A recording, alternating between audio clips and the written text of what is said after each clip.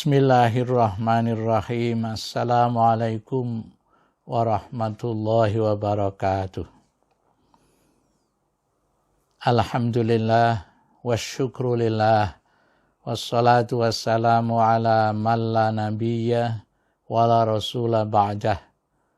Nabiyyina wa habibina Muhammadin ibn Abdillah wa ala alihi wa sahbihi wa man tabi'a hudah ila yaumil qiyamah, amma ba'du. Asyhadu an la ilaha illallah wa asyhadu anna Muhammadar Rasulullah. Raditu billahi rabba wa bil islami dina wa bi Muhammadin nabiyya wa rasula. Rabbi zidni ilman nafi'a warzuqni fahma wa hukma wa alhiqni bis salihin. Amin. Alhamdulillah, puji syukur mari kita selalu panjatkan kepada Allah Subhanahu wa taala.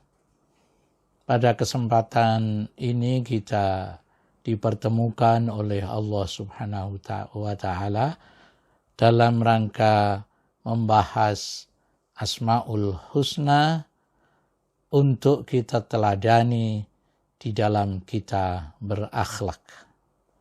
Kali ini akan kita bahas Allah Al-Muqit, yang artinya Allah yang Maha Pemelihara. Sesungguhnya ada makna asal dari Al-Muqit itu adalah Allah yang menggenggam, yang maha menggenggam, Allah yang maha memelihara, Allah yang maha kuasa. Meskipun itu berasal dari kata al-qut yang artinya kebutuhan kita sehari-hari untuk kita makan. Ada juga makna lain yang artinya terkait dengan al-qut itu, maka Allah menjamin ketersediaan makanan itu. Maka harus kita pertimbangkan itu, kalau suatu saat kita itu kekurangan makan, itu bisa jadi karena Allah lagi memberikan imtihan, memberikan ujian kepada kita, dan ada kalanya juga oleh karena ulah kita. Untuk mendalami makna itu, kali ini saya kutipkan salah satu ayat yang menjelaskannya, yang ditempatkan oleh Allah di penghujung ayat itu, yang bunyinya A'udzubillahi minasyaitonirrajim, di dalam surah An-Nisa. May yashfa' syafa'atan hasanatan yakul lahu nasibum minha wa may yashfa' syafa'atan sayyi'atan yakul lahu kiflum minha wa kana Allahu ala kulli syai'in muqita. Siapa yang memberi syafaat, memberikan pertolongan yang baik, niscaya Allah akan memberikan bagian daripadanya kepada dia. Nasibum minha. Kata kuncinya di nasibum minha.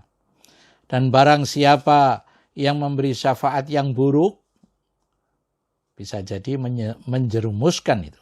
Niscaya ia akan memikul bagian dosa daripadanya. Di sini kata kuncinya, yakullahu kiflum minha. Wa kana Allahu ala kulli syai'in muqita. Allah maha kuasa atas segala sesuatu. Tafsir Al-Maraghi menafsirkan Al-Muqit terkait dengan hal yang terkandung di dalam ayat tersebut, yaitu syafaat baik dan syafaat buruk. Memberikan pertolongan yang baik dan dalam tanda kutip memberi pertolongan yang buruk. Bunyinya begini. Ai wa kana Allahu muqtadira ala kulli syai'in.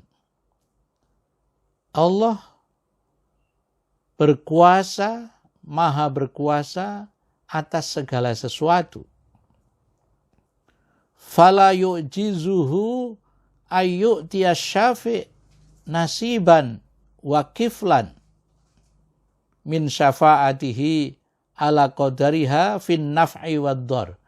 Allah sebenarnya bisa saja memberikan kepada orang yang memberi syafaat itu bagian atau tanggungan dari yang syafaat yang diberikan, ya apakah itu yang bermanfaat atau yang berbahaya. Wa yujazi kullan bima yastahiq, dan akan membalas sesuatu yang telah dipergunakan untuk menolong tadi kepada yang berhak. Li'anna sunanahu qad qadot bi ayyarbuto al-jaza' bil amal. Karena sunnah Allah telah diputuskan bahwa pembalasan itu sesuai dengan amalnya. Sehingga kalau buruk, ya sunnah Allah akan memberikan balasan buruk. Atau seperti dalam pembahasan sebelumnya, bisa jadi dimaafkan dalam keadaan-keadaan tertentu. Tafsir Al-Wasit menjelaskan, wa kana Allahu ta'ala ma zala ala kulli syai'in muqtadira la yu'jizuhu syai'un. Allah selalu maha kuasa, enggak ada yang melemahkannya. Wa hafidun ala akhwalin nas, dan menjaga apa yang dilakukan oleh manusia. La yaghibu anhu syai'un, enggak ada yang tertutup bagi Allah. Wa sayujazihim bima yastahiqquna min sawabin au iqabin, dan Allah akan memberikan balasannya apakah berupa pahala atau berupa siksa. Pemirsa rahimakumullah, dari situ kitab Asmaul Husna yang ditulis An-Nabilusi menyatakan, innal muqit wa khaliqul aqwat. Muqit itu artinya yang menciptakan sediaan pangan yang diperlukan untuk hidup. Tapi Allah tidak cuma menyediakan saja. Wa musiluha ilal abdan. Allah juga meneruskannya sampai kepada badan-badan kita. Kita mesti bisa memahami dari sisi ini bahwa ketika kita masih lemah, itu qut yang diberikan itu al-laban, susu. Tapi setelah kita agak kuat, disediakan oleh Allah kemampuan orang tuanya bikin bubur.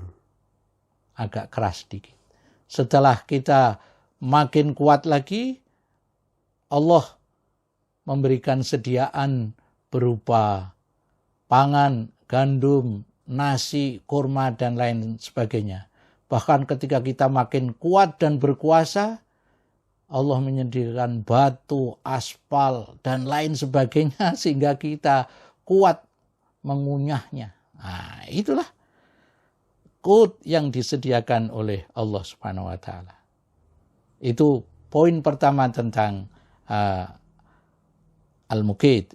Dan al-qut itu juga Allah sediakan untuk hati. Apa yang disediakan untuk hati?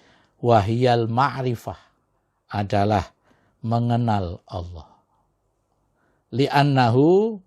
Illa annahu akhassa minar razzaq. Maka al-muqit ini lebih khusus dibanding dengan ar-razzaq. Kalau ar-razzaq bisa semuanya yang bermanfaat untuk manusia, tapi kalau al-muqit terkait dengan konsumsi badan atau konsumsi hati atau jiwa. Al-muqit di dalamnya tertampung pengertian ya pencipta, pemberi, pengantar, ke jasmani, ke rohani kita yang juga menggenggam dan menguasai serta mampu melakukan apapun. Itulah al-muqit. Selanjutnya, bagaimana berakhlak meneladani al-muqit? Kata kunci yang diberikan oleh An-Nabi Lusi adalah Allah ta'kula illal halal wat thayyib. Makan yang halal dan thayyib saja. Itu kata kuncinya. Kalau selain halal dan thayyib itu misalnya ada asyubuhat yang ini serupa-serupa. Apakah ini halal, apakah ini thayyib, apakah ini haram, apakah ini fahsya. Ya, kita mesti mempertimbangkan baik-baik. Itu diperlukan ketajaman kita di dalam melihatnya. Itulah akhlak yang kata kuncinya alla ta'kula illal halal wat thayyib. Ada misalnya sebagian ulama yang menyatakan terkait dengan itu adalah al-qut dzikrul hayyi alladzi la yamut.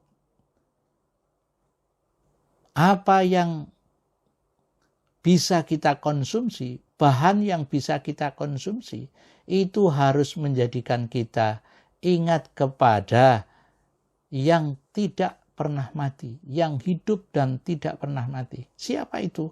Allah Subhanahu wa taala. Itulah Allah Al-Muqit.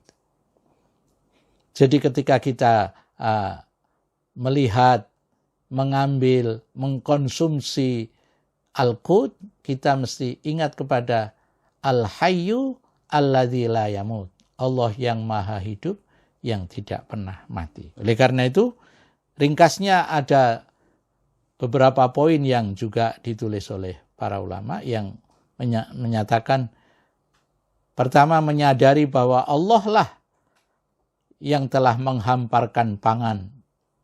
Dan Allah pula menciptakan sebab-sebab sebagai upaya untuk memungkinkan kita mendapatkannya dan mengkonsumsinya.